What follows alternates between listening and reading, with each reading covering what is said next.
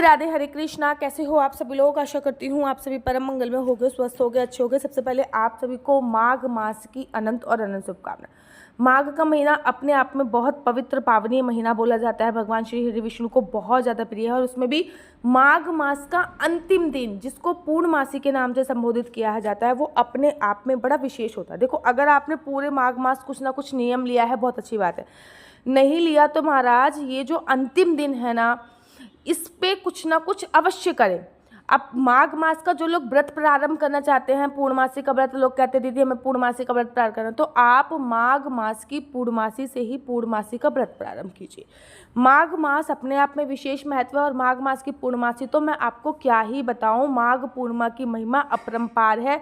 इस दिन किया गया हवन, दान, गंगा स्नान करोड़ों यज्ञों के समान फल देता है। वैसे तो हर महीने में पूर्णमासी पूजा दृष्टि की बहुत खास मानी जाती है, हर महीने की पूर्णमासी ही बहुत खास मानी जाती है, लेकिन माघ मास की पूर्णिमा विशेष महत्व रखती है। इस दिन किसी भी नदी में स्नान करने का बड़ा विशेष महत्व। मैं ये नहीं कह रही कि आप कुंभ में चले जाओ, ठीक है ना। अगर जा सकते हो तो बहुत अच्छी बात है। अगर नहीं जा पा रहे हो तो फिर आपके आसपास जो भी नदी है, चाहे गंगा जी हैं, यमुना जी हैं, नर्मदा जी हैं, सरस्वती जी, जो भी नदी हैं उसमें आप स्नान अवश्य करें।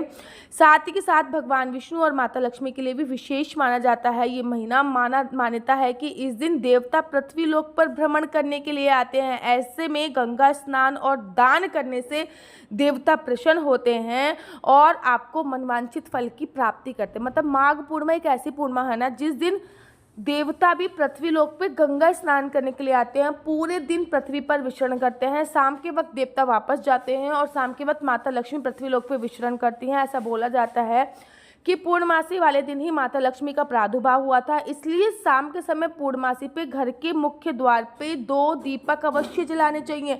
जब आप घर के मुख्य द्वार पे 2 दीपक शाम के समय जलाओगे ना, तो माता लक्ष्मी बहुत ही ज़्यादा प्रसन्न हो जाती हैं। तो आज इस वीडियो में मैं आप लोगों को बताने वाली हूँ कि माघ मास की पूजा विधि क्या है।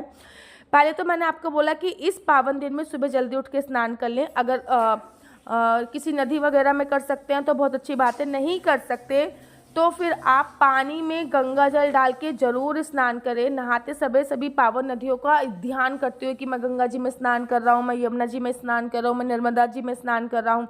नहाने के बाद घर के मंदिर में, पूरे घर में गंगा जल छिड़के घर के मुख्य द्वार पर स्वास्तिक अवश्य बनाएं। अच्छा, जो स्वास्तिक बनाते हैं ना पूर्णमासी पे, उसको उसमें चावल डालना बहुत जरूरी होता है। तो आप ना चावल पीस लीजिए, मतलब चावल का आटा बना लीजिए, थोड़ी सी हल्दी डालिए, उसमें थोड़ा सा केसर डालिए और उसका फिर स्वास्तिक बनाइए, जो कि माता लक्ष्मी को हल्दी अपनी तरफ आकर्षित करती है। आज के दिन दहलीज पूजन का बड़ा विशेष महत्व होता है।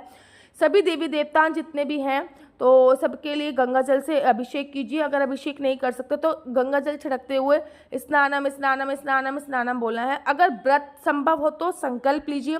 संकल्प में आपको श्री विष्णु श्री विष्णु श्री विष्णु, मेरा नाम आशु चौहान है, मेरा गोत्र केमलक्ष्य, मेरा निवास स्थान श्रीधाम वृंदावन में। आज मैं पूरी विधि विधान से माघ मास की पूर्णमासी का व्रत रह रही हूँ। ये व्रत मैं फलाहार खा के रखूंगी और चांद को अर्घ देने के बाद इस व्रत का विश्राम करूंगी, ऐसा आपको बोलना है। देखो, मान्यता है कि सभी देवी देवताओं को इस दिन गंगा जल से स्नान कराइए। नहीं हो सकता तो गंगा जल का छिड़काव कराइए, उनके सामने दीप प्रज्वलित कीजिए। और माता लक्ष्मी की तो विशेष पूजा होती है। माता लक्ष्मी का ही प्रादुर्भाव आपको पूर्णमासी के दिन माना जाता है। अच्छा, माता लक्ष्मी तो छोड़ो, माघ मास की जो पूर्णमासी है, इस पे बोलते हैं जो हमारी 10 विद्या है ना, 10 महाविद्या, उनमें से ललिता माता का एक विशेष महत्व है। ललिता माता धन और ऐश्वर्य की प्राप्ति कराने वाली माता है। माघ मास की पूर्णमासी पे माँ ललिता का प्रादुर्भाव माना जाता है, तो उनकी पूजा अर्चना वंदना भी विशेष होती है। और ये जो माघ मास की पूर्णमासी है ना, इस पर ना एक इतना विशिष्ट योग बन रहा है जिसको विष्णुपति योग बोलते हैं। इसमें जो भी कर्म किया जाता है वो आपको 56,000 गुना होके प्राप्त होता है। समझ में आ रही है आपको बात? 56,000 गुना होके वो योग। अच्छा, वो योग ना 12:30 बजे के बाद ही प्रारंभ होगा, तो मैं कहूँगी कि जो दान करना है 12:30 बजे के बाद आप वो दान कीजिएगा, क्योंकि वो दान का फल आपको 56,000 गुना होके प्राप्त होगा। उसकी बहुत बड़ी महिमा शास्त्रों में बताई गई है। भगवान विष्णु को भोग लगाइए। भगवान विष्णु के भोग में तुलसी जी जरूर शामिल करिए। धार्मिक मान्यताओं के अनुसार तुलसी के बिना भगवान विष्णु भोग स्वीकार नहीं करते। इस बात का ध्यान रखें कि भोग केवल सात्विक चीज़ों का लगाया जाता है। भगवान विष्णु और माता लक्ष्मी की आरती करें और ना पूर्णमासी की कथा अवश्य पढ़ें। इस दिन भगवान विष्णु और माता लक्ष्मी का अधिक से अधिक ध्यान करें, पूजन करें। पूर्णमासी पे चंद्रमा की पूजा का भी विशेष महत्व होता है। अच्छा, अगर आपके पास सामर्थ्य है और आपके पास कि आप भैया आप कर सकते हो तो प्लीज़ इस दिन मंदिर अवश्य जाएं और भोले बाबा के मंदिर में ना दूध से अभिषेक आप अवश्य और अवश्य करें। चंद्रोदय होने के बाद चंद्रमा की पूजा अवश्य की जाती है। चंद्रमा की जो पूजा का समय है वो है 5:21 से, शाम को 5:21 से 7:02 तक का जो समय है वो चंद्रमा की पूजा के लिए पर्याप्त है, क्योंकि उसके बाद पूर्णमासी तिथि खत्म हो जाएगी। चंद्रोदय होने के बाद चंद्रमा की पूजा की जाती है। चंद्रमा को अर्घ्य देने से दोष मुक्ति मिलती है। इस दिन जरूरतमंद लोगों की मदद अवश्य करें। अगर आपके घर के आसपास गाय है तो गाय को भोजन अवश्य और अवश्य कराएं। भोजन कराने में किसी भी प्रकार का कोई भी दोष आपको होता है, गाय को भोजन कराने से उसकी मुक्ति मिल जाती है। ऐसा मान्यता है कि माघ मास में देवता पृथ्वी पर आते हैं, इसलिए इस दिन स्नान दान का विशेष महत्व बोला जाता है।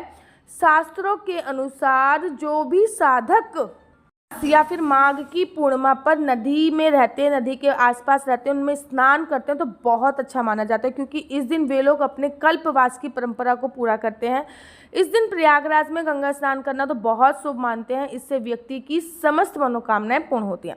अब देखो, माघ पूर्णिमा पर चंद्रमा और देवी लक्ष्मी की पूजा का विधान होता है। इस दिन माँ लक्ष्मी की पूजा करने से सुख समृद्धि घर पे आती है। साथ ही माघ पूर्णिमा पर रात्रि में चंद्रोदय के समय चंद्रमा को भी अर्घ देना चाहिए। पहले मैं आपको कुछ चीज़ें क्लियर कर देती हूँ कि चंद्रमा को अर्घ कैसे देना है, मतलब क्या क्या चीज़ें डाल के आपको एक लोटा लेना है, उसमें थोड़ी सी आपको मिश्री डालनी है, ठीक है ना। धागे वाली अगर मिश्री होगी तो बहुत सर्वोत्तम माना जाएगा। मिश्री के साथ साथ आपको उसमें थोड़ा सा दूध डालना है। दूध डालने के बाद आपको उसमें थोड़े से चावल डालने हैं। चावल डालने के बाद आप वो जो अर्घ है वो चंद्रमा को दे सकते हैं। फरवरी को माघ मास की पूर्णिमा रहती है और इस दिन विशेष उपाय भी किए जाते हैं सुख समृद्धि और धन के लिए। जैसे कि सत्यनारायण की कथा अवश्य सुने, बहुत शुभ माना जाता है। व्रत करें चाहे ना करें, सत्यनारायण की कथा जरूर सुने। सफ़ेद चीज़ों का दान अवश्य करें। पवित्र नदियों में स्नान अवश्य करें। श्री हरि विष्णु और माता लक्ष्मी की पूजा जरूर और जरूर करें। सूर्य भगवान को अर्घ्य दें। चंद्रमा की पूजा अवश्य करें। पितरों का तर्पण अवश्य करें। पीपल पूजा अवश्य करें। दीपदान अवश्य करें और सत्यनारायण की कथा अवश्य और अवश्य सुनें। इस दिन दान दक्षिणा का 32 गुना फल मिलता है।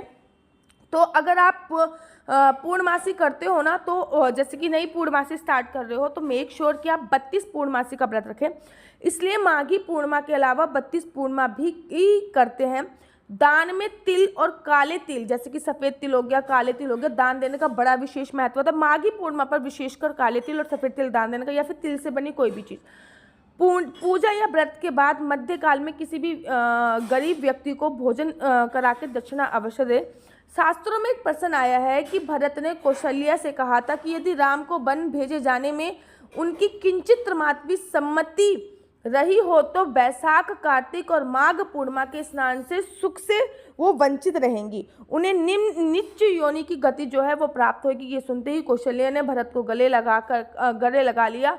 इस कथन से ही वह क्षणभुक पापदायक पर्व का लाभ उठाते हैं। ये बहुत अच्छा है। देखो, वैसे बोला जाता है कि संगम में माघ पूर्णिमा का स्नान एक प्रमुख स्नान है। इस दिन सूर्योदय से पूर्व जल में भगवान का तेज रहता है जो पाप का समन करते हैं, ठीक है। निर्णय सिंधु में कहा गया है कि माघ मास के दौरान मनुष्य को कम से कम एक बार पवित्र नदी में स्नान करना चाहिए। और पूर्णमासी का तो मैं बोलूँ क्या, भले पूरे महास्नान का योग ना बन सके, लेकिन माघ मास में ना स्नान से स्वर्गलोक का उत्तराधिकारी बनता है। इसका उदाहरण बहुत अच्छे पुराणों में दिया हुआ है।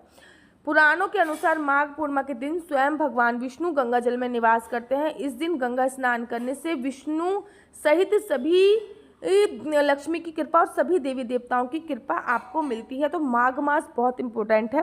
पूर्णमासी पर माता लक्ष्मी के भी मंत्रों का जाप करना चाहिए, इससे घर में सुख समृद्धि और बढ़ोतरी आती है। माघ मास में श्री हरि विष्णु की माता लक्ष्मी के साथ पूजा करने से घर में सुख समृद्धि बनी रहती है। माघ पूर्णिमा या फिर किसी भी दिन नदी तट पर नदी पे दीपदान करना बहुत अच्छा माना जाता है। अगर नदी पे दीपदान नहीं कर सकते हो ना, तो घर में ही नदी बना के, कृमित नदी बनाकर, अगर चाहते हो कि मैं वीडियो बना के बताऊं आपको कि कृमित नदी कैसे बनती है, तो मैं वीडियो बना के भी बता सकती हूँ। इस दिन देवी लक्ष्मी को पीले या लाल रंग की सामग्री समर्पित कर खीर का भोग लगाने से वो प्रसन्न होती है। माघ पूर्णिमा के दिन कंबल, वस्त्र, तिल, अन्न, घी, नमक, गुड़, 5 तरीके के अनाज और गायों का दान करने से 32 गुना पुण्य की प्राप्ति मानी जाती है। माघ मास में श्री विष्णु भगवान की माता लक्ष्मी के साथ पूजा करने से इससे घर में सुख समृद्धि आती है। माघ पूर्णिमा के दिन देवी लक्ष्मी की विधि विधावत पूजा करने से और श्री सूक्त का पाठ करने से देवी लक्ष्मी प्रसन्न होती हैं और आपको आशीर्वाद देके जाती है। अब चलो एक इम्पॉर्टेंट चीज़ ना मैं आपको अभी बताती हूँ। इम्पॉर्टेंट काम क्या करना है आपको, माघ पूर्णिमा पर पीली सरसों का छिड़काव अपने घर पे करना है। आपके चाहे पैरों पे आए, चाहे कहीं भी आए, वॉशरूम को छोड़ के पीली सरसों जरूर कीजिए। घर के मुख्य द्वार पे हल्दी से जो दहलीज होती है ना, दहलीज पूजन घर के मुख्य द्वार पे अवश्य और अवश्य कीजिए। ये कुछ कार्य, और शाम के समय माता लक्ष्मी के लिए दीपक अवश्य जलाइए। खीर अवश्य और अवश्य बनाइए। मेरा नंबर है 4/9-20-25-65। दोबारा से रिपीट करती हूँ, 4/9-20-25-65।